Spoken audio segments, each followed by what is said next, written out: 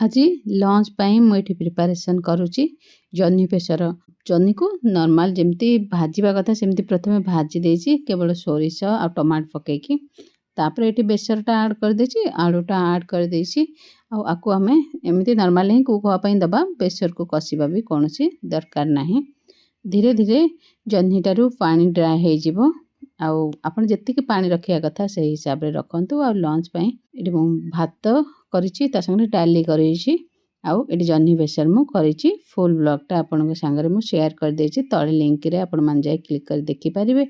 एबे मु जाउछि पूजा मंडप को। पूजा मंडप रे एठी चलीछि पिलांक मानकर म्यूजिक चेयर सरी गला परे तापरे आरंभ हो जिवो आरती। आउ एठी नवरात्र 9 दिन बहुत ज्यादा एमती भाबरे रौनक लागी रहे।